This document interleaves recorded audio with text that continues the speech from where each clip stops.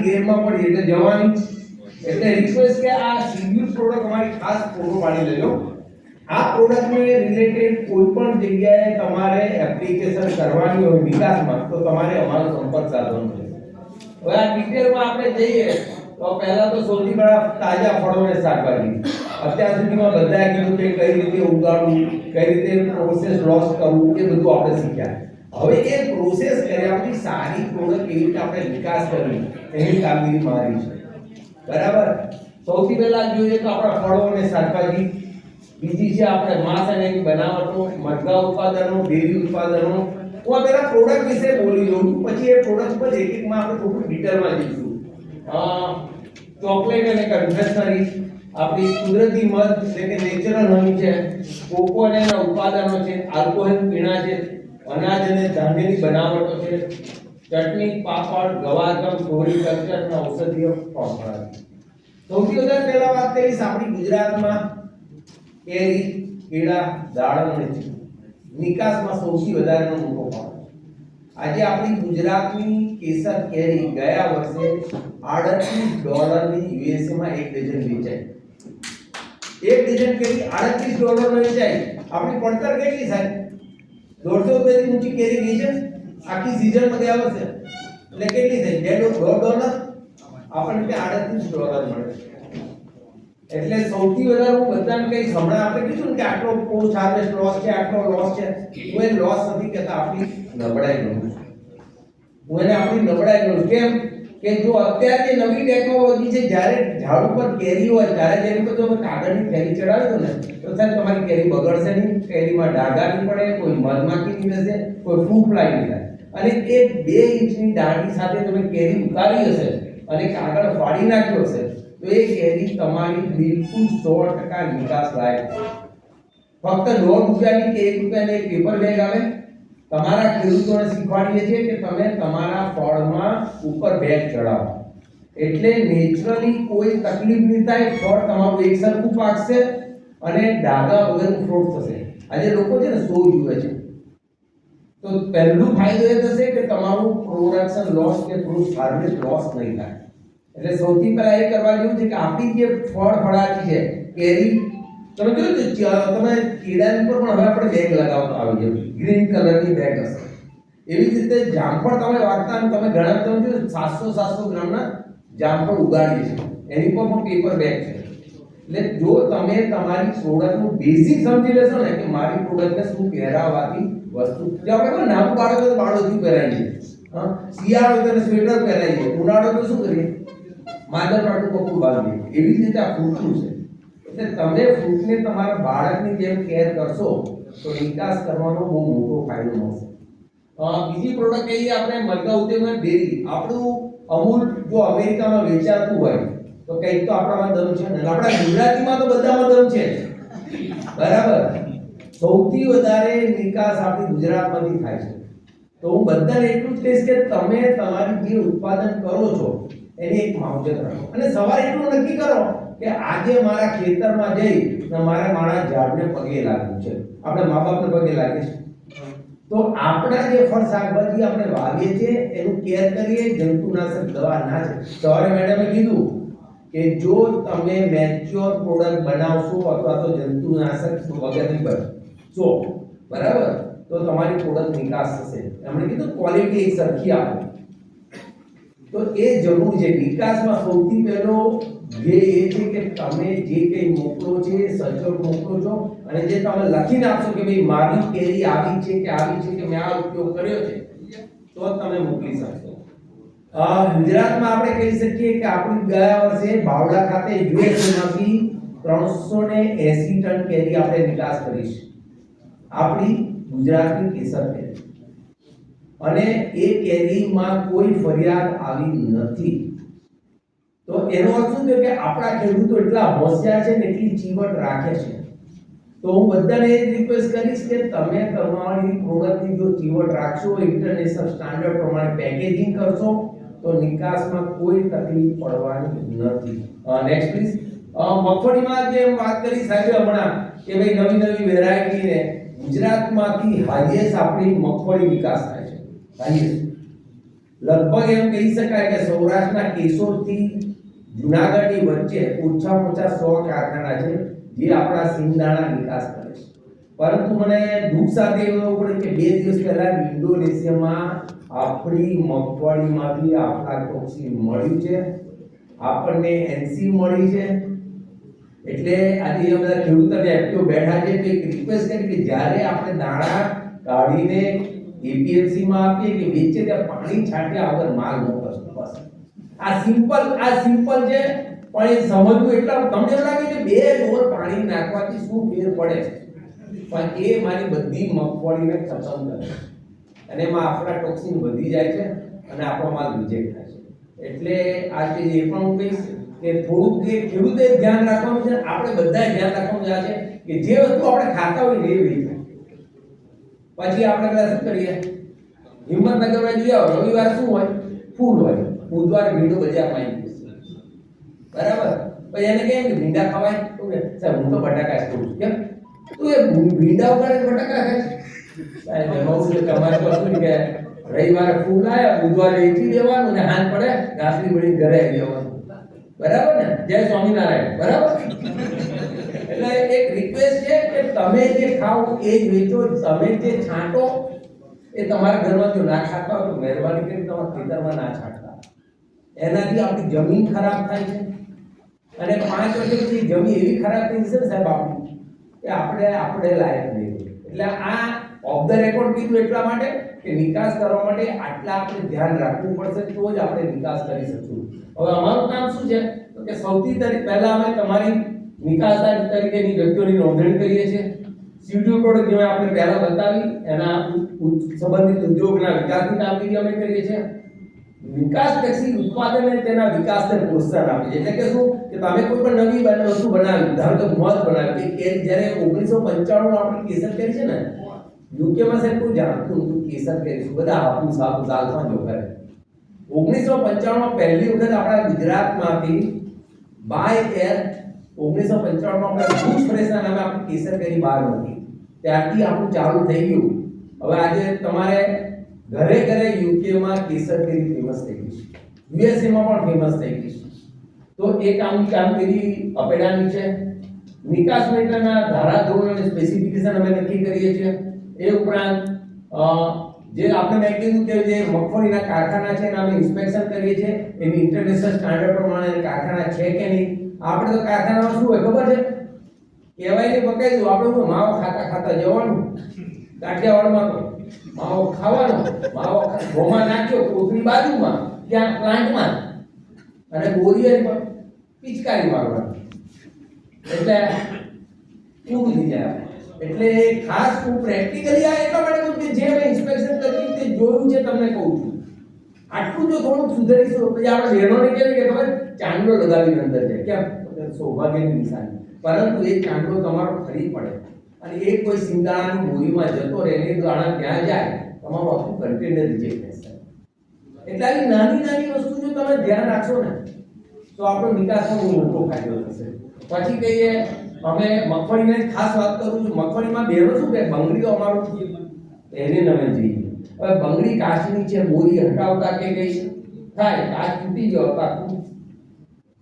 એટલે અમે દરેક કારખાનામાં જઈએ છીએ ત્યારે ઇન્સ્પેક્શન ચોખ્ખું કહીએ છીએ. મને પણ શોખ છે, વિડીયોનો શોખ છે, બધા શોખ છે, પણ દરેક વસ્તુની મર્યાદા હોય. તો આ બધા બેસિક સામાન્ય રીતે તમે ધ્યાન રાખશો તો નિકાસમાં કોઈ પ્રોબ્લેમ નહીં આવે. Next please. અમે ભારત પેકેજિંગની વાત કરી લીધી, સીરીયલ પ્રોડક્ટના લીધી. Next please. હવે થોડા સ્ટેટિસ્ટિક ડેટા ઝડપથી એટલા માટે આપી દઈશ કે તમને ખ્યાલ આવે કે આપણે ક્યાં છે, શું નિકાસ કરી છે. Next please. જોઈ શકશો કે આપણે જે તમને પહેલા 12 પ્રોડક્ટ શેડ્યુલ બતાવી એમાં હાઈએસ્ટ તમે જોઈ શકશો 2018-12 માં કેવું. આ બધા ડેટામાં હું આપણે નથી જોઉં કારણ કે આપણે નિકાસ કરવું છે. આપણે ડેટામાં બધું સરકારી આંકડામાં નથી જોવું. Next please. નેક્સ્ટ. આ બધા એક્સપોર્ટ ડેટા છે, ઝડપથી આપણે જોઈ લઈએ કે આપણે ક્યાં છે, ગુજરાત ક્યાં છે. સૌથી વધારે જે આ હાઈએસ્ટ તમે જોશો ગુજરાતનો નંબર 1 છે. એના 2-3 કારણ છે, હું પછી આગળ સમજાવું છું. Next please. આ ડેટા પણ છે ગુજરાત વર્સિસ ગુજરાત સ્ટેટમાંથી 22-23 માં કેટલું એક્સપોર્ટ થયું યુએસ ડોલરમાં અને એની ક્વોન્ટિટી બતાવી છે. Next please. આ 23-24 માં ભારતમાંથી કયા કયા 10 દેશોમાં સૌથી વધારે નિકાસ છે એના આંકડા છે. મેટ્રિક ટનમાં વેલ્યુ છે અને કોન્ટ્રીબ્યુશન શેર આપણું કેટલું છે બતાવીશું. Next please. હવે આ મેઇન કેવી રીતે નિકાસ કરશું એ સૌથી અગત્યનું છે આપણા માટે. સૌથી પહેલા શું કરવું પડશે કે આપણી સંસ્થાનું ખાતું ખોલાવવું પડશે. એટલે કે આપણી સંસ્થા કોઈ પણ ધંધો કરવો હોય તો એક સંસ્થાનું નામ આપવું પડશે. એ સૌથી પહેલા આપણે સંસ્થાનું નામ આપવાનું, બેંકમાં એ પછી ખાતું ખોલાવવાનું. ખાતું ખોલાવ્યા પછી આપણે પાન કાર્ડ નંબર લેવો પડશે. આજે આપણે નિકાસ કરીએ છીએ એટલે આપણને ફોરેન કરન્સી આવવાની છે એટલે આપણે એનો કાયમી પાન નંબર લેવો પડશે. પછી આપણે આઈસી કોડ એટલે ઇમ્પોર્ટ એક્સપોર્ટ કોડ લેવો પડશે. એના માટે ડીજીએફટી ની સાઇટ છે, હું આના પછી નેક્સ્ટ સમજાવી દઉં છું. એ સાઇટ પર જઈને આપણે આઈસી કોડ લેવો પડશે. એ આઈસી કોડ આવ્યા પછી તમારે અમારે એ ડીજીએફટી ની સાઇટ પર જે ઈઆરસીએમસી તરીકે આપણું રજીસ્ટ્રેશન થશે અને બહુ સિમ્પલ પ્રોસીજર છે, કઈ અઘરું છે નહીં, એ આપ કરી શકશો. ત્યાર પછી તમે તમારા ઉત્પાદનની પસંદગી કરવાની કે ઉત્પાદન શું કરવું છે. ઉત્પાદન નક્કી કર્યા પછી તેના ખરીદાર શોધવાના છે. કઈ કોણ કોણ એ ખરીદશે એની પણ લિંક અમારી સાઇટ ઉપર ઉપલબ્ધ છે. એ પછી એના સેમ્પલ તમે જે વસ્તુ બહાર વેચવા મોકલા છો કે નિકાસ કરવા માંગો છે એને સેમ્પલ ડ્રો કરવા પડશે, તમારે સિલેક્શન કરવું પડશે, એનું પેકિંગ કરવું પડશે અને તમે સેમ્પલ મોકલી શકો. ત્યારબાદ તમારી પડતર કિંમત નક્કી કરવાની અને તમારી વેચાણ કિંમત નક્કી કરવાની. તમને થશે કે કેમ આ બે શબ્દો ઉપર ભાર મૂકું, પડતર કિંમત નક્કી કરવી અને વેચાણ કિંમતમાં શું ફરક છે? કારણ કે ઘણી વખત કેવું છે કે કેરી કે કેળા કે દાડમ એની પડતર કિંમત કરતા એના પેકેજિંગ બહુ મોંઘું હોય છે. કારણ કે જ્યારે કે તમારે 12 કેરી મોકલવી છે તેનું બોક્સ છે 55 થી 70 રૂપિયાનું એક બોક્સ બને છે. કારણ કે એમાં એક કહેવું પડે કે એની અંદર મચ્છર પણ ના જોઈએ, માખી પણ ના જોઈએ, નેટ લગાવવી પડે બોક્સમાં. સાથે સાથે તમે એક કેરીની ઉપર નેટ લગાવવાની કે જ્યારે બાય એર કે બાય સી જતી હોય તો કેરી એકબીજાને અથડાઈને કોઈ ડાઘ ના પડી જાય, એ પણ કરવાનું છે. એટલે આવા નાના બધા ધ્યાન રાખવાથી તમારી ત્યાં દર મહિને કેરી અમને બહાર મૂકી દેશો સાહેબ તો ત્યાં આગળ 50% કેરી કાઢો ઉપર નીચે થઈ ગઈ છે. એટલે પેકિંગ પણ વ્યવસ્થિત બનાવવાનું છે અને એ સાથે સાથે તમે જ્યારે રેટ નક્કી કરો ત્યારે રિઝલ્ટ 3 વસ્તુ નક્કી કરી શકો છો. તમે ઇન્ડિયન કરન્સીમાં અમદાવાદ બેઠા આપવા માંગો છો કે અમદાવાદ ગુજરાત એરપોર્ટ પર આપવા માંગો છો કે કંડલા પોર્ટ પરના ભાવ આપવા માંગો છો કે ત્યાં બેઠા આપવા માંગો છો, એ તમારે નક્કી કરવાનું રહેશે. અને સૌથી તમારો આમે માલ જાય છે એનું રિસ્ક કવર કરવા માટે ટીસીજેસી સામે ઇન્સ્યોરન્સ લેવું જરૂરી છે. આ સૌથી અગત્યનું એટલા માટે છે કે મારી પાસે એવા 3-4 એવા સરસ ઉદાહરણ પણ છે જે તમને ક્લાયન્ટમાં કામ લાગશે. આપણા રાજકોટના 3-4 સ્ટુડન્ટ કહેવાય છે, યંગસ્ટર, એ લોકો 10 કન્ટેનર દાડમ દુબઈ મોકલ્યા. 3 કન્ટેનરના પૈસા એડવાન્સ લઈ લીધા, 10 કન્ટેનર માલ મોકલ્યો, 7 કન્ટેનરના પૈસા હજી આવ્યા નથી. 4 વર્ષ તો થઈ ગયા છે. મેં 18માં મારી સાથે એ લોકો ચર્ચા કરી કે સાહેબ અમે શરૂ કરીએ છીએ અને જ્યારે હું હમણાં બેઠો પણ પૈસા હજી પૈસા આવે નહીં. ત્યારે પણ એમને મેં ના પાડી કે હજી બધાને કહું છું કે આપણો ઓછો માલ વેચાશે તો પોસાશે, પણ બાજુવાળા કહે ને કે 2 થેલી પેલા યુરિયા નાખેલી, મારે 3 થેલી નાખી, એવું આમાં નાખી, યુરિયામાં ચાલશે, આમાં નહીં ચાલે. એટલે મહેરબાની કરીને ઇન્સ્યોરન્સ વગર માલ ન મોકલતા. અન્યથા કોઈ વખત સૂટમાંથી બૂટ હોય, સૂટમાંથી બધી આપણે સુપરને જમાઈ દઈએ એવું ના કરતા. Next please. આ જે ડીજીએફટી ની સાઇટ છે, આ ફોટો જોઈ લો. ગૂગલમાં ડીજીએફટી લખી નાખવાનું. ડીજીએફટી માં લખીને નીચે લખ્યું છે આઈસી હેલ્પ કિટ અને ઉપર બી છે. એટલે માં એપ્લાય પર આઈસી કરી દેવાનું. એપ્લાય આઈસી માં કરીને તમારું નામ, સરનામું, તમારું પાન કાર્ડની ડિટેલ, બેંકની ડિટેલ, તમે જો ભાગીદારી પેઢી હોય તો તેનો પુરાવો, આરઓસી એટલે કે કંપની લિમિટેડ તો કંપની લિમિટેડના પુરાવા, આ બધા અપડેટ કરવા પડશે અને એની સાથે 500 કે 600 રૂપિયા ફી ભરવાની છે એટલે તમને આઈસી મળી જશે. આ મળ્યા પછી તમારું યુઝર નેમ અને પાસવર્ડ ક્રિએટ થશે અને આ બંને જ્યારે ક્રિએટ થઈ જાય ત્યાર પછી તમે આ સાઇટ પર જઈ યુઝર નેમ અને પાસવર્ડ નાખ્યા પછી ત્યાં સર્વિસીસમાં જવાનું, નીચે ઈઆરસીએમસી આવશે. એ પ્રોસીજર કરશો પછી તમે અપેડાના મેમ્બર થઈ શકશો. એટલે આ બે મુદ્દા ખાસ જોઈ લેજો. કારણ કે જે વસ્તુ આપણે નિકાસ કરવી છે એ ધારો કે તમારે સ્પાઇસીસમાં તો સ્પાઇસીસ બોર્ડમાં જવું પડશે, મગફળીનું તેલ મોકલવું તો આઈઓપીઓમાં જવું પડશે, એના માટે અપેડાવાની મગફળીના દાણા જો નિકાસ કર્યો હશે તો અમારે ત્યાં રજીસ્ટર કરવું પડશે. આ ખાસ મુદ્દા લખી લેજો ધ્યાન માટે. Next please. હવે થોડી આપણી ગુજરાતની વાત કરીએ. સિંગદાણામાં આપણે નંબર 1 છે, 30% આપણું પ્રોડક્શન છે. એવી જ રીતે કેરીમાં પણ આપણે ખૂબ જ આગળ છીએ. આ ટકાવારીમાં ને કલ્ટિવેશન એરિયામાં હું અત્યારે નથી જતો. Next please. ઘઉંમાં અને તમે બે વસ્તુ કહું કે ગુજરાતની આપણા માટે બહુ સારી વસ્તુ કે આપણે 3 પ્રોડક્ટને જીઆઈ ટેગ મળ્યો છે. જીઆઈ ટેગ વિશે કોઈ ખ્યાલ છે? 1 2 3. આ જીઆઈ ટેગ શું છે? કોઈ કહી શકશો સારી રીતે શુદ્ધ ગુજરાતીમાં? શા માટે જરા જી પ્લીઝ. વિસ્તારની જે પ્રોડક્ટ ફેમસ હોય તમે કીધું વાલિયા ઘઉં, તો વાલિયા ઘઉંને જીઆઈ ટેગ મળેલો છે. Very good. હવે આપણને એ જ નહીં ખબર કે આપણી પ્રોડક્ટ આપણા વિસ્તારની શું ગુણધર્મ જણાવે છે ત્યાં સુધી આપણે વેચી નહીં શકીએ. ફોરેનમાં આપણને ગીર કેસરને જીઆઈ ટેગ મળ્યો છે. એટલે તમે જીઆઈ ટેગ સાથે કેસર કેરી મોકલો તો તમને વેલ્યુ વધારે મળે છે, પણ ગીર કેસર કેરી જીઆઈ ટેગ મારવો પડશે. એવી જ રીતે ભાલિયા ઘઉં આપણે મોકલતા તો જીઆઈ ટેગ મારવો પડશે. અને ત્રીજી પ્રોડક્ટ ગયા જુલાઈમાં આપણને મળી છે ખારેક. આપણી કચ્છી ખારેકને જીઆઈ ટેગ મળ્યો છે. અને આ વર્ષે અમે લોકો પ્રયત્ન કરીએ છીએ કે પહેલું કન્ટેનર આ જુલાઈ ઓગસ્ટમાં બાય સ્કેર અને સી અમે ખારેક મોકલવાનો પ્રયત્ન કરીશું. એટલે અમે એવું કહ્યું કે જે જીઆઈ ટેગ આપણી 3 મેજર છે ફૂડ અને વેજીટેબલમાં, એ જીઆઈ ટેગનો ઉપયોગ કરી એમાંથી 2 જીઆઈ ટેગના ઓનર ગુજરાત એગ્રો છે, જે 2013માં સર્ટિક રજીસ્ટર છે ને હમણાં 2023માં રી રજીસ્ટર એટલે કે રિન્યુઅલ થયું છે. તો તમે ગુજરાત એગ્રોનો સંપર્ક સાધી શકશો. બીજું તમને થશે કે ભાઈ મારે કેરી યુએસએ મોકલવી છે, પણ દરેક દેશના નોર્મ્સ છે. એટલે આ થોડું આપણું ગુજરાતનું કેસરનું છે એટલું ખાસ એટલા માટે કહેવા માંગુ છું કે ગુજરાતમાંથી કેરી કેનેડા વધારે જાય છે, યુએસએ જાય છે, યુકે જાય છે, દુબઈ જાય છે. હવે તમને એમ થશે કે ભાઈ સવારે જે વાત કરી કે ઇરિગેશન એટલે શું ને ઇરિગેશન શા માટે કરાવવું જોઈએ. તમારે જો ભારતની બહાર કેરી અમેરિકા મોકલવી હશે તો સૌથી પહેલા તમારા ખેડૂતના ખેતર અપેડામાં રજીસ્ટર હોવા જોઈએ. જ્યાં સુધી તમારું ફાર્મ રજીસ્ટ્રેશન નહીં હોય ત્યાં સુધી તમારી કેરી કોઈ ખેડૂતની કેરી કોઈ નિકાસકાર લઈ શકશે નહીં. હવે એમાં જો તમને ખ્યાલ ના આવતો હોય તો ગમે ત્યારે અમને સંપર્ક સાધજો. તમારા એગ્રીકલ્ચર ડિપાર્ટમેન્ટના દરેક જિલ્લામાં એક ઓફિસરને અમે આ કામગીરી સોંપવામાં આવી છે. એ લોકો પાસે યુઝર નેમ ને પાસવર્ડ છે. તમારું ખેતર રજીસ્ટ્રેશન કરી આપશે. 7 દાના ઉતારામાં ફળફળાદી લખેલું હશે એ ઉપરાંત એ લોકો ચેક કરશે. જેનાથી શું થશે કે યુએસએ માં જે બેઠેલો ખરીદનાર છે એ સીધો તમારા ખેતરનો સંપર્ક સાધી શકશે, કારણ કે વર્લ્ડ વાઇડ તમારે ડેટા જાય છે. બીજું એ કેરી ખરીદ્યા પછી જ્યારે તમારે યુએસએ મોકલવી હોય તો અપેડાના 10 એપ્રુવ પેક આવશે ગુજરાતમાં. એમાં તમારે પ્રોસેસિંગ કરાવવું પડશે.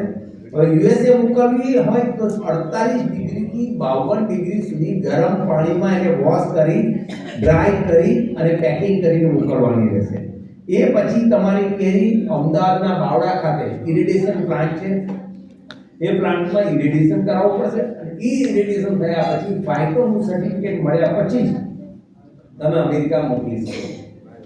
એવી જ રીતે જો તમારે યુકે મોકલવી હશે તો હોટ વોટર ટ્રીટમેન્ટ કરીને મોકલવી પડશે.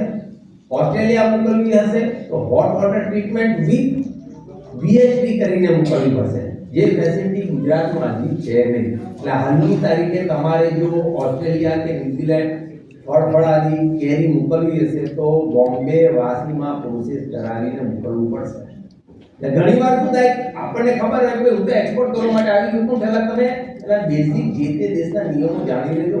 કયા દેશમાં કેરી કઈ પ્રોસેસ થઈને મંગાવેલી છે. હાજી બિલકુલ.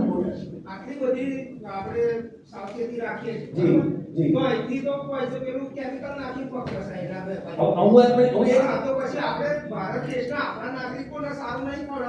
મેં પહેલા તમને કીધું એને મેં પહેલા જ કીધું તમને કેમિકલ વાળી ખવડાવે છે. હું તમને એમ કહેલું છું જે હું ખાઉં છું એ મારે વેચવું જોઈએ. મેં શબ્દ પહેલા કહી દીધું તમને કે જે વસ્તુ હું ખાઉં છું એનું વેચવું જોઈએ. મેં પહેલા કહી દીધું કે રવિવારે ભીંડો અને બુધવારનો ભીંડાનો એક્ઝામ્પલ આપી દીધો. જ્યાં સુધી હું જ નહીં સુધરું તો હું બીજા પાસે અપેક્ષા ક્યાં જાય? ગવર્નમેન્ટનું નિયંત્રણ બધું છે સાહેબ. કેમિકલ અત્યારે કોઈ નાખતું નથી, પણ તમને જે લાગે છે એ ઇથિલિન પ્રોસેસ એફડીએ એપ્રુવ છે. પહેલા તમે જોયો છે કાર્બનની પડીકી મુકાતી હતી, એના સેમ્પલ લેવા હતા, કોર્પોરેશન રેડ પડતી હતી, હજી પડે છે. પણ હવે લોકોને લિક્વિડ ઇથિલિનનો પ્રોસેસ કોન્સેપ્ટ આપણા ખેડૂતોને સમજાઈ ગયો. એટલે ખેડૂતો પોતાના ખેતરમાં નાના પેકઆઉટ બનાવે છે, ત્યાં જે પ્રોસેસ કરે છે, ઇથિલિન પ્રોસેસ કરે છે, પછી વેચવા આવે છે. 2007 પહેલા તમારી વાત તદ્દન સાચી, તમારી વાત તદ્દન સાચી, પણ એક વાંક કોનો? હું સારી કરીને બજારમાં ના મોકલું તો આ થાય છે ને. તો હું જે ના ખાતો શું કામ બજારમાં મોકલું? એ જે રીતે આપણામાં કોન્સેપ્ટ આવશે ને એટલે સર બધું એમાં કોઈ એક્ટિવિટી નહીં સુધરી શકે. સરકાર રેડ પાડે છે, સેમ્પલ લેવાય છે, ટેસ્ટિંગ થાય છે, નથી એનો માલ રિજેક્ટ કરે છે. પનીરમાં હમણાં તો જોયું છે કે કન્ટેનરો પકડાય ને રિજેક્ટ કરે. પણ એ આપણે જ્યારે સ્વયંભૂ સવારે મેડમે કીધું કે કોઈ એક વ્યક્તિથી કશું સુધરી નહીં શકે, બરાબર? એટલે થોડું આપણે પણ અવેરનેસ કરવી પડશે. આપણે જ્યારે લેતા હોય ત્યારે આપણે કેરી લેવા જઈએ શું ખબર? કેરી લઈને નાકે સૂઈ ગયા છે બધા. હું પણ આવી ગયો. કેરીને સૂવાની વસ્તુ એ માવજત કરીને આવેલી વસ્તુ એને સારી. પછી શું કહે આપણે બેન ખબર છે ભાવ વધારે લાગશે શું કહે નથી લેવી, એના ટુકડામાં ઘા કરી દઈએ છીએ. હવે એ ફળ છે, ફળને તમે એ રીતે ફેંકશો તો અંદર એમાં બગડી જશે. એ આપણે નથી વિચારતા. અને આ બેસિક આપણે નહીં શીખે તો કોઈ નહીં કરી શકે સાહેબ. એમાં હું આવી ગયો. શરૂઆત આપણે ઘરેથી કરી છે. પહેલા જ મારા મુદ્દામાં કીધું કે આપણે ઘરેથી શરૂ કરશો તો બધી જ. આજે ઓર્ગેનિકની વાત કરીએ છીએ, એફપીઓ ને પણ અમારે એફપીઓ તો એટલી મહેનત કરે છે સાહેબ. મધ અમારું જુઓ, અને તમને નવાઈ લાગશે કે આપણા એફપીઓ એ ઘીને વલોવીને એમાંથી એક એવું ક્રીમ બનાવ્યું છે કે 50 ગ્રામ કે 25 ગ્રામની ડબ્બી 300 રૂપિયા વેચે છે. વલોવેલું ઘી વલોવી એની ઉપર જે માખણ જેવું થાય એમાંથી એ લોકો 25 ગ્રામની ડબ્બી વેચે છે 300 રૂપિયાની. એટલે શક્ય બધું છે, પણ આપણે એના માટે તો આપણે ભેગા થઈએ છીએ. Next please. બટાકાની વાત કરીએ તો તમને એક સારા સમાચાર આપું. પહેલા આપણા બટાકામાં ખાલી પોખરાજ અને બાદશાહ હતા. આપણે ગુજરાતમાં એક નવી વેરાયટી બનાવી છે, એલઆર વેરાયટી. આપણા એલઆર વેરાયટીની એટલી ડિમાન્ડ છે કે સામાન્ય બટાકા 11 રૂપિયા કિલો જાય છે, આપણા એલઆર બટાકા 100 રૂપિયાના ભાવે વિયેતનામ જાય છે. અત્યારે મારી પાસે હમણાં વિયેતનામથી નિકાસ આયાતકાર આવ્યો છે. મને હાથ જોડીને કે મને ગુજરાતના એલઆર બટાકા આપો સર, મારી 40 કન્ટેનર જોઈએ છે. બહુ મહેનત કરી તો એને 20 કન્ટેનર બટાકા આપણે અપાઈ શકીએ. હજી 20 કન્ટેનર બટાકા જોઈએ છે. હે છે પણ હજી ફરી એ કહું છું છે. પણ બટાકાને આપણા જે બટાકા છે એલા બટાકાને એમાંથી ડસ્ટ રિમૂવ કરીને મોકલવાના છે. વિયેતનામમાં આપણી માટીને પ્રવેશ આપતા નથી, બરાબર? એટલે એ પ્રોસેસ કરીને જે બટાકા માગે, વડગામ છે, ચંદ્રાલા છે, બરાબર? ચંદ્રાલામાંથી જ ગયા બટાકા સાહેબ હમણાં. એટલે તમારા બટાકાને સાફ-સૂફ કરી ડસ્ટ ફ્રી કરીને આપો તો તમારા બટાકા એ લોકો 100 કિલો લઈ ગયા. પરંતુ આપણને આપણા ગુજરાતમાં 12 એવી મોટી કંપની છે કે તમારી સાથે કોન્ટ્રાક્ટ કરી એ લોકો બટાકા લઈ લે છે, બરાબર છે? તો તમે લોકો હજી એલાનું બટાકાનું ઉત્પાદન વધારો અને કોન્ટ્રાક્ટ ફાર્મિંગ કરો તો તમારા બટાકાના ભાવ મળશે. એટલે ખાસ એટલા માટે બટાકામાં બોલું છું કે આપણી પાસે બહાર ઊભા છે, મને મળે છે લોકોના વિયેતનામથી. એના વિયેતનામી વ્યક્તિને જાપાન ઇન્વેસ્ટર તો જાપાનના અને આપણા ઇન્ડિયન ત્રણેય જઈને આવ્યા હતા. એ દુભાષા તરીકે ઇન્ડિયને બધું સમજાવ્યું અમને. આપણે એમને ચંદ્રાલામાં 2-3 મોટા ખેડૂતને ત્યાં બાબુ કાકાને બધા ત્યાં લઈ ગયા હતા. એમના બટાકા અત્યારે ગયા છે. એટલે તમારી પાસે જો કોઈ એલઆર વેરાયટી હોય, એક્સપોર્ટેબલ હોય અને 10 ફ્રી આપી શકતા હો તો તમે ગમે ત્યારે મારી ઓફિસ આવજો, તમને બહારનો કોન્ટેક્ટ નંબર આપી દઈશું. તમે ડાયરેક્ટ એની સાથે વાત કરી લેજો અને તમે નિકાસ કરી શકો છો. કારણ કે મારી પાસે જે છે હું તમને બધું આપવા તૈયાર છું, પણ એની સામે એ લોકોની જે રિક્વાયરમેન્ટ છે એ ક્વોલિટી તમારે બનાવીને આપવી પડશે. Next please. ગુજરાતની અન્ય વેરાયટીમાં millet, papaya, brinjal, pulses, process food, banana અને ટોમેટો. હવે આપણે મિલેટની એથી છે ને સાહેબ ચોકલેટ હવે એક્સપોર્ટ કરવા માંડ્યા છે. આપણા રાગીના પાપડ નિકાસ થાય છે અમેરિકામાં. તો એ પણ તમે લોકો કરી શકો છો, વેલ્યુ એડિશન કરીને એક્સપોર્ટ કરી શકો છો. તો એ પણ તમે વિચારો. આપણા રીંગણા રોમમાં ભજીયા હોય છે. રોમની અંદર આપણા જે ભૂટ્ટા રીંગણા છે એની જેમ અહીંયા બટાકાની પતરી બનાવીને તળીને વેચો છો, રોમની અંદર આપણા રીંગણાની ચિપ્સ કરી એને ચણાના લોટમાં ડીપ કરી બ્રિંજલ પકોડાના નામે વેચાય છે.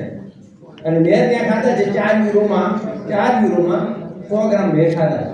પછી ઘર રોગો હોય આ તો આપણે રીંગણા બરાબર. એટલે આપણા રીંગણા પણ ત્યાં જાય છે. તમને એ કહું કે આપણા ગુજરાતમાં 2-3 કંપની એવી છે ને કે જેણે વર્ષે મહિને દાડે 70 કન્ટેનર આપણી ગુજરાતની એથેનિક પ્રોડક્ટ નિકાસ કરે છે. આપણી ભાખરી, ખાખરા, પાતરા, ટિંડોરાનું શાક, ભીંડાનું શાક, ઊંધિયું, પાતરા અને એ બધું જ આપણા સરાઉન્ડિંગમાં જાય છે. અહીંથી માત્ર 20 કિલોમીટર દૂરમાં એક કંપની છે અને એ કંપની આપણી લિયાગામ કરજણમાં છે. મહિને 70 કન્ટેનર જાય છે સાહેબ. તો એ લોકોને માગતો જોઈએ છે. બધી બહેનો નોકરી કરે છે.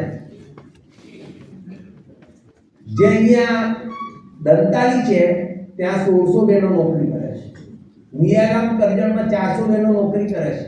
અને આપણી ટિપિકલ એથેનિક ગુજરાતી પૂરણપોળી, પાતરા, ખમણ આ બધું નિકાસ થાય છે. સમોસા થાય છે. હે થાય છે થાય છે.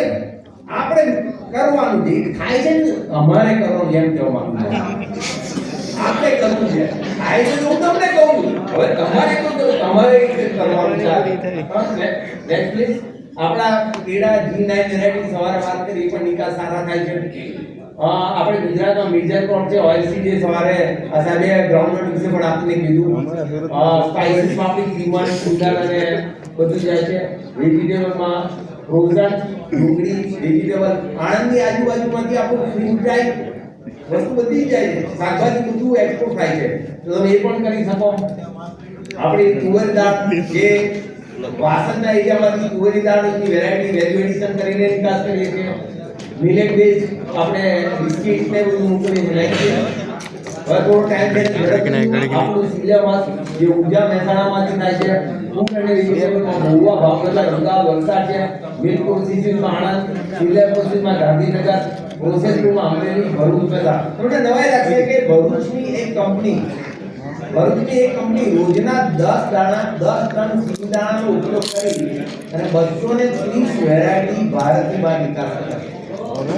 230 વેરાયટી રોજના 10 ટન સિંગદાણા વાપરે છે. એ તો મારા સસરા બધી વસ્તુ બનાવે. તમે ખારી સિંગ માંગો ખારી સિંગ મળે, ચીકી માંગો ચીકીમાં કે બધું 230 આઈટમ બનાવે છે અને નિકાસ કરે છે. બેકિંગ પ્રોડક્ટમાં આપણે તમે કદાચ તમારા એરિયામાં નામ સાંભળ્યું છે અતુલ બેકરી, જે 2007માં ગુજરાત એગ્રોમાંથી પહેલી વાર સબસિડી લીધી. આજે સૌથી વધારે USA માં એક્સપોર્ટ કરે છે. રાઈસ મિલ તમે સુરત અને અમદાવાદની આજુબાજુમાં બધી છે. અહીંથી આપણે ત્યાં રાઈસ વધારે એક્સપોર્ટ થાય છે. ઇન્ટરનેશનલ બહારની ઇન્કમિંગ કરી ધારો કે તમારી પાસે કોઈ નવી વેરાયટી જેમ કે આપણે ખારેક આ વર્ષે કરવાના છે તો ખારેકના ઉત્પાદકો અને ખારેકના નિકાસકારોને અમે ભેગા કરીશું અને એમને યુકેમાં કઈ રીતે મોકલવી છે એની ટ્રેનિંગ અપાશે. એવી જ રીતે ઈયુમાં જે ગયા વર્ષે એક ફરિયાદ આવી છે એનું અત્યારે ચેકિંગ ચાલુ છે. એટલે આ વર્ષે પણ આપણી કેસર કેરી કેમ વધી ગયા બધા દેશો. લાસ્ટ યર આપણે સ્વિટ્ઝરલેન્ડમાં પણ આપણી કેસર કેરી ગઈ છે પહેલી વખત. આપણા નારિયેળ પણ ત્યાં સ્વિટ્ઝરલેન્ડ ગયા છે. તો એ પણ ચાલુ છે. આપણે કીધું કે જીઆઈ પ્રોડક્ટની નિકાસમાં બહુ મોટો બેનિફિટ છે. એ પણ આપ કરી શકો છો. Next please. આ વર્ષે તમે આપણે સૌરાષ્ટ્રમાં કેટલા છે? રાજકોટ, ઉના આપણે કોઈ લખોટી સોડા પીધા હતા નાના હતા ત્યારે. એ લખોટી સોડા આપણે પહેલી વાર ભારતમાંથી હમણાં જ રિસન્ટલી આપણે ભરૂચથી એમાં જામફળ અને મેંગો ફ્લેવરની આપણે સોડા બનાવડાઈ અને ફર્સ્ટ ટાઈમ 50,000 બોટલ લુલુ દ્વારા આપણે દુબઈમાં અને યુરોપિયન કન્ટ્રીમાં મોકલી રહ્યા છે. એટલે આપણી સોડા જે અહીંયા 2 રૂપિયા વેચાતી હતી ત્યાં 90 રૂપિયા વેચાશે. 50,000 બોટલ આપણે ભરૂચથી હમણાં નિકાસ કરી પહેલી વખત, અને એ કાચની બોટલ છે. ત્યાં જઈને એનું લોક જોડે આવે, એ જાતે દબાવી બોટલ ખોલી પીવે છે. આપણી સોડા એ સોડા આપણે હમણાં રિસેન્ટલી આપણે 50,000 બોટલ નિકાસ કરી છે. અને ગલ્ફ સિઝનમાં આપણે લુલુ કંપની સાથે ટાઈપ કરીને આપણી 50, અને આ તે પહેલા ટ્રાયલ પ્રોડક્શન મૂક્યું હતું, પહેલી વાર કોમર્શિયલ પ્રોડક્ટ ગયું છે. અને હમણાંની ગણતરી છે કે વર્ષે 6.5 થી 7 લાખ બોટલ આપણી ગુજરાતની સોડા, ગુજરાતનું પાણી ત્યાં લોકો પીશે. આપણે મિનરલ વોટર પીએ છીએ, એ લોકો આપણી સોડા. Next please. આ ઉપરાંત આપણું કમલમની પણ જુદી જુદી વેરાયટી નિકાસ થાય છે. Next please. આપણે ચોખાની વેરાયટી છે. Next please. આપણે અહીંયાથી આવી રીતે કોઈ પણ નવી પ્રોડક્ટ પ્રથમવાર ગુજરાતમાંથી બહાર જાય છે તો અમે એમ્બેસી થ્રુ આની આખી પબ્લિસિટી કરીએ છીએ. Next please. આ મેં તમને કેળાનું કીધું, આ ટાઈપના રીફર વાળો હોય છે. Next please. આપણે થોડું પાસ જઈએ. આવી રીતે રીફર વાળો આપણે કેરી બહાર જાય છે. Next please. આ પેક હાઉસ છે, આ ટાઈપના પેક હાઉસ ગુજરાતમાં 10 છે. આજુબાજુ મેં પ્રોસેસ બતાવી કે ફટાફટ કઈ રીતે પ્રોસેસિંગ થાય છે. આ ઇન્ટરનેશનલ પેકેજ છે, જે સરવગો છે, ડુંગળી છે, ભીંડા છે, બેક એકવાર કેરી, આ બધા જુદા જુદા ઇન્ટરનેશનલ પેકિંગમાં આપણો નિકાસ થાય છે. Next please. હવે આ સિવાય આપણે આ શું બીજી એક્ટિવિટી કરીએ, આ થોડા આઇકોન્સ ફટાફટ બતાવી દઉં છું, કારણ કે આપણે ઓલરેડી બહુ લેટ ચાલીએ છીએ. તો આમાં ફાર્મ રજિસ્ટ્રેશનની આપણે વાત કરી, પછી અપેડા રજિસ્ટ્રેશન, મેમ્બરશિપ, આ બધા છે. Next please. ફટાફટ લઈએ આપણે આગળ. ટ્રેસનેટ છે, કારણ કે આપણામાં દ્રાક્ષમાં ને એ બધામાં જ્યારે પેસ્ટિસાઇડ પકડાયું એટલે હવે સ્ટ્રિક્ટલી થઈ ગયા છે કે આપણી પ્રોડક્ટને ટ્રેસિબિલિટી પરમિશન વગર એ લોકો નિકાસ કરવા દેતા નથી. એની વાત છે. Next please. આપણું હોર્ટિનેટ આપણે વાત કરીએ. આ બધામાં કઈ ડિટેલમાં જો તો તમે ગમે ત્યારે અમારી ઓફિસ આવીને પૂછી શકો છો, કારણ કે હું અત્યારે એટલો બધો ફાસ્ટ બોલું છું એટલા માટે કે આપણે બધા ફક્ત 15 મિનિટ છે. રાઈટ. ટ્રેસિબિલિટીના બધા આઇકોન છે, તમે ક્લિક કરીને અમારી વેબસાઈટ પર જોઈ શકો છો. Next please. નેક્સ્ટ. હવે બાયર અને ખરીદ. Next please. બાયર અને સેલરની પણ ડિટેલ અમારા આવશે. Next please. આવી રીતે બાયર પોતાના ડેટા મૂકી શકે છે, પોતાના પ્રોડક્ટના ફોટા મૂકી શકે છે, અને ખરીદનારને કેવી વસ્તુ જોઈએ છે એ પણ એ લોકો આમાં મૂકી શકે છે, તમારી પાસેથી લઈ શકે છે. Next please. અમારો અમદાવાદની ઓફિસ છે ગુજરાતમાં અને રાજસ્થાનમાં, અહીંથી ડીલ કરીએ છીએ. તો આપ ફોટો પાડી શકશો, એટલે આપણે ગમે ત્યારે સંપર્ક કરો તો સાધી શકશો. આ સિવાય કોઈને કંઈ પણ પ્રશ્ન હોય, કારણ કે ટાઈમ ખૂબ જ ઓછો છે, તો એવું હોય તો રૂબરૂ અને કે મેજર રિકન્સિલિએશન પ્રશ્ન હોય તો અત્યારે આપણે સોલ્વ કરશું. બાકી પછી નેક્સ્ટ બોલો સર. સર જેવી ફૂડ જાય છે બધું ઓર્ગેનિકલી ગ્રો હોવું જરૂરી છે. સોરી, જેવી ફૂડ બધું જાય છે બધું ઓર્ગેનિકલી ગ્રો હોવું જરૂરી છે. યાર ના ઓર્ગેનિકલી ના જરૂરી નથી. ના ના ના મેં તમને પહેલા કીધું ઓર્ગેનિક હોવું જરૂર નથી, પણ રેસિડ્યુ હોવું જરૂરી છે. તો સર ફાર્મિંગ વખતે કે યા બી કેમિકલ યુઝ કરવું હોય તો એ કેવી રીતે કરી શકાય? પહેલી વસ્તુ મેં તમને શું કીધું કે તમે જ્યારે ખાતર નાખો ત્યારે ધ્યાન રાખો. તમે તમારા ઘરમાં ખાવાના હો ને એ રીતનું બનાવવું પડશે તો તકલીફ નહીં થાય. બાકી તો પેસ્ટિસાઇડ્સ યુઝ કરી લીધા, પેસ્ટથી બચવા માટે પેસ્ટિસાઇડ યુઝ કર્યા, હા. તો એનાથી ફ્રી કેવી થવાથી? એટલે એવું છે બેસિક.